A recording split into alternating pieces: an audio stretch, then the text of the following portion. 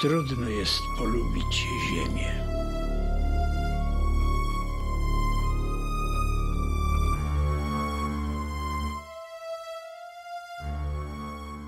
Głównie przyświecała mi myśl, by pokazać motyw starości w kinie, by skupić się na tym temacie odchodzenia, umierania na przykładzie starego człowieka i aby pokazać na zasadzie kontrastu, jak ta starość jest odbierana przez kogoś młodego, przez kogoś w sile wieku, przez kogoś bardziej przytomnego umysłowo i sprawnego fizycznie. Słucham pana. Dzień dobry, umawialiśmy się na dzisiaj. W sprawie? W sprawie wynajmu. Kiedy pojawił się projekt na film Ścierwodziad, byliśmy w trakcie kończenia montażu filmu Ślepy Traf. Początkowo taka opowieść kameralna o dwóch bohaterach w małym domku wydawała mi się mało filmowa i myślałem, że to w ogóle nie będzie fajny film. Później, kiedy Kuba mi namówił, żeby jednak to robić, zaczęliśmy przygotowywać storyboard. Włączyłem muzykę z filmu Noc żywych trupów i nagle ta opowieść z kart papieru ruszyła podobnie jak Ścierwodziad, tytułowy bohater. Szukając aktora do roli Ścierwodziada, kierowałem się jakimś takim obrazem dobrodusznego staruszka z brodą, siwego i w pierwszym momencie pomyślałem o Franciszku Pieczce. Zadzwoniłem do niego, skontaktowałem się z nim. Niestety aktor ten był dość zajęty, jeżeli chodzi o swoje terminy filmowe. W związku z tym zacząłem szukać dalej, ale agencje aktorskie nie dysponowały aktorami właśnie o takim wyglądzie, takiej aparycji, więc jakoś pomyślałem, że będę szukał również starych aktorów, ale może troszeczkę zmienię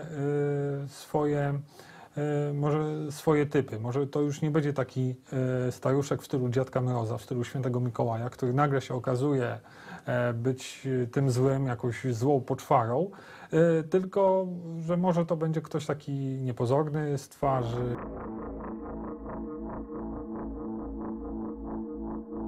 Troszkę myślałem o książkach Andrzeja Sapkowskiego, troszkę myślałem o takich podaniach, legendach ludowych i stamtąd właśnie jakoś przyszła do mnie ta nazwa, ten taki neologizm, ścierwodziad, czyli dla mnie to było takie stworzenie żywiące się padliną, ścierwem, które już jest takim właśnie starym stworzeniem, coś na poły starym człowiekiem, taki na poły wampir, na poły zombie, coś w tym stylu, taka krzyżówka.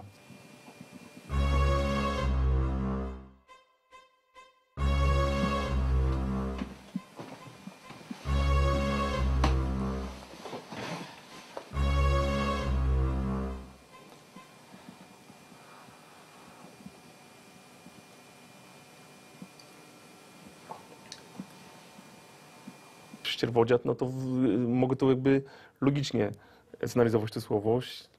Dziad, który zajmuje się ścierwami, prawda? No ale to jest jakby, wynika to z samej nazwy. Trudno jest polubić ziemię. Zagrałem Ścierwodziada, czyli tak zwanego bohatera.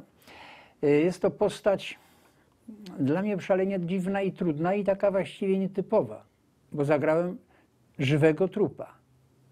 To już pełna jakaś taka mistyfikacja, fikcja, wiem, rzecz trudna do zagrania, no bo właściwie trudno zagrać coś, co już nie żyje.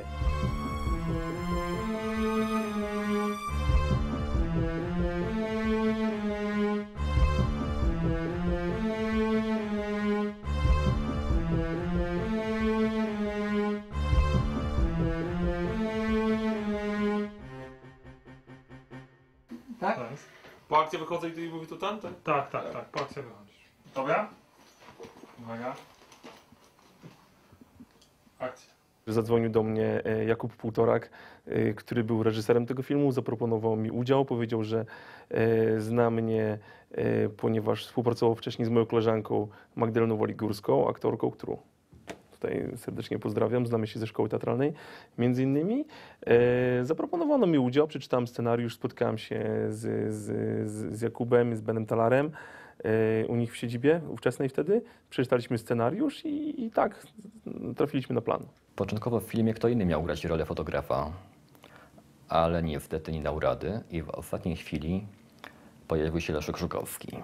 Leszek grał fotografa już kilkakrotnie wcześniej i zdaje się, że rolę świetnie rozgryzł. Zostałem zaskoczony tym, że mam grać fotografa.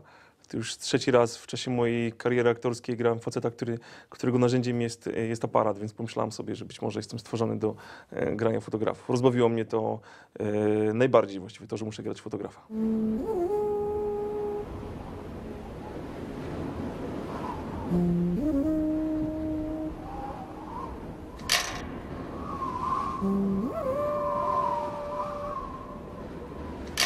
Kiedy próbowaliśmy pokierować jego rolą, odpowiadał tylko dobra, dobra, dobra, dobra. Mówisz kwestię na wyjściu. Jeszcze ciebie nie A, dobra, to nie powiedzieliście mi tego. Jeszcze raz, wiesz, tak naturalnie i tak gwałtownie. Czy to odczekać się tak za szybko. Patrzył na niego, ale o samochodzie tam było zdjęcie. Jakoś tak. Dobra. I jest to szalenie trudne zagrać kogoś, kogo nie ma w zasadzie. Bo w realnym życiu tego człowieka nie ma. To jest jakaś fikcja. No, dla mnie był najtrudniejszy moment zaczęcia. Wejścia w ogóle w nastrój. To pamiętajmy Państwo, jak było o tej większej przerwie przy córce i zupełny brak uczuć z Pana strony. Ta scena, gdzie ja, może być bardzo dwuznacznie odebrana, gdzie ja go próbuję wziąć do twarzy, on mi odpycha rękę, to świadczy o jakimś, tego starego człowieka, tego trupa, ścierwodziada, świadczy o jakimś smaku życia. On chce dotknąć młodość, czyli dotknąć to życie.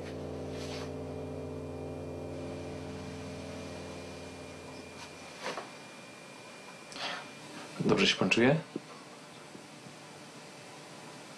Na pewno? Ma taką gorącą skórę. Muzykę do filmu skomponował Bogusław Falnikow. Z Bogusiem poznaliśmy się poprzez internet. Podrzucił mi parę kawałków demo, które komponował. Uznałem, że fajny klimat może być do filmu. Akurat robiliśmy wtedy film grozy. Muzyka była jako znalazła. Wcześniej próbowaliśmy z Benem Talarem innych gatunków filmowych, kino kryminalne, były też komedie, kino właśnie sensacyjne, dramaty obyczajowe. Teraz chcieliśmy spróbować troszeczkę innego gatunku i tak się akurat zdarzyło, że scenariusz Piotra Sawickiego bardzo przypadł nam do gustu, spodobał nam się. Powiedzcie dokładnie, gdzie się zatrzymać, zauważyć. Tutaj Czyli tu wchodzę i... Tak, tutaj.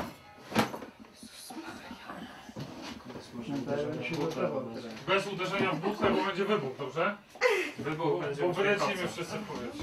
Ścierwodziad był o tyle wyjątkowym filmem w moim dorobku, że kiedy go montowałem, wiedziałem dokładnie, jaka będzie kolejność poszczególnych ujęć. Będzie to, potem będzie but i potem będzie detalna łowa. Wcześniej robiłem storyboard i już na planie wiedzieliśmy, jaka będzie kolejność poszczególnych ujęć, jakie będą ustawienia kamery. I to nam pozwoliło później w trakcie montażu precyzyjnie określić historię, w jakim kierunku się będzie rozwijała, jaki będziemy budować nastrój. Jeszcze raz. Wolniej. Nieprawdopodobnie sprawnie był kręcony ten film, technicznie. I on również utrzymywał w nastroju aktora. Dlatego, że film przerywany ciągle, a jeszcze raz, powoduje też, że gdzieś w którymś momencie następuje zmęczenie psychiczne, które się potem zauważa. Jeżeli się dobrze obserwuje aktora, który powtarza pewne sceny kilka, to ta scena za którymś tam razem jest już i nawet sam realizator czy reżyser już jest zmęczony tym i zostawia w końcu, już nie. A tutaj szło wszystko, wydaje mi się, z mojego odczucia, szło wszystko bardzo sprawnie. Tak jak gdyby kontynuowała, atmosfera tego filmu była kontynuacją dalszego planu kręcenia. Tak mnie się to wydaje. No i tempo. Zrobienie filmu tego typu w ciągu jednego dnia to jest dla mnie ogromny sukces. Jednak go widzę. Tam na pewno cię będę widział. Dobra, to słuchajcie, zróbmy to bez... No 2 razy. Nie, tam. Tu? Tam w ogóle. Tutaj jest między kontaktu. Ciekawe doświadczenie, tym bardziej przede wszystkim ze względu na ramy czasowe, które nas ograniczały, ponieważ film został nakręcony w ciągu 2 dni, można powiedzieć, więc jakby to było najciekawsze w tym wszystkim. Też miał swój urok. Ten budyneczek, ten domek pani krakowskiej, która udostępniła, nie ruszając w środku nic w tym, prawda, cała scenografia stworzona naturalna. Też jakoś w tym klimacie się działo. Tam były zdjęcia pani krakowskiej, pięknej młodej dziewczyny. Dzisiaj już to miła, sympatyczna, piękna babcia, wspaniała pani. Ale to wnętrze, takie ja odebrałam wrażenie, bardzo było adekwatne do tego całego filmu.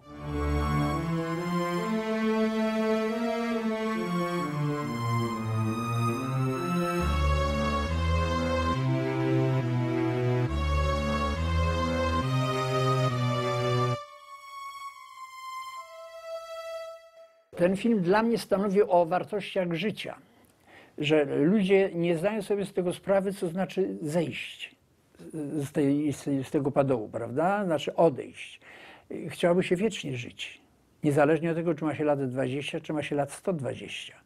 Gdzieś w którymś momencie biologia urywa nam, ale nasza świadomość nie zawsze chce to zaakceptować. Dlatego ja mówię, że dla mnie śmierć jest rzeczą jak gdyby normalną, no to jest normalna kolej losu. Ale to nie znaczy, że jestem taki bohater, ja jej się nie boję, ja się jej bardzo boję. Może nawet bardziej, jakby się to mogło wydawać samemu sobie. Ale jest dla mnie postać człowieka, który biologicznie zszedł, psychicznie też, ale fizycznie ciągle jeszcze gdzieś trwa w otoczeniu ludzi, którzy jego otaczają. Ta nieświadomość o jego córce, że nie ma jaka córka. Kto panu to powiedział? Pańska córka. Córka. No, nie uprzedzała pana, że przyjadę? Ja nie mam córki.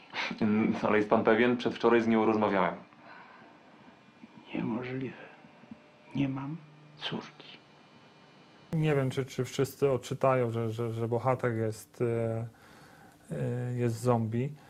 Może być odbierany jako film właśnie o starości, o chorobie, o kimś, o właśnie starym człowieku, który jest zamknięty właśnie w swojej chorobie, w swojej starości, w swoim odchodzeniu, w swoim umieraniu. I ta jego chata, ta jego sytuacja, w której się znalazł, ta sytuacja, że jest zombie, jest dla mnie, dla reżysera tego filmu, jest metaforą właśnie sytuacji, w której często są starsi ludzie zapomniani przez społeczeństwo, odepchnięci gdzieś na margines, siedzący gdzieś w swoich domach, zostawieni przez rodziny,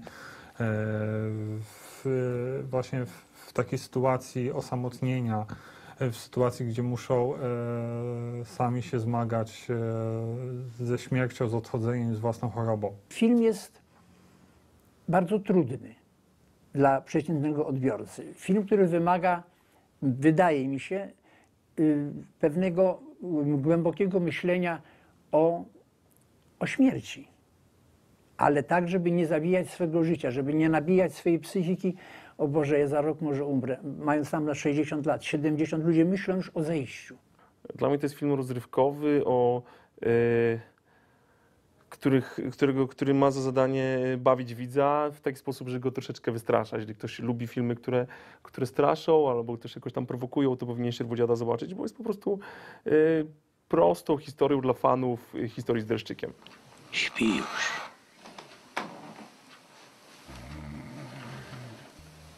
To dobrze.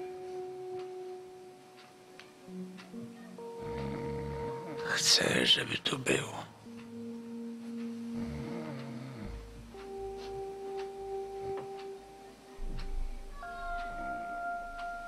Jakby miał coś, czego mi potrzeba.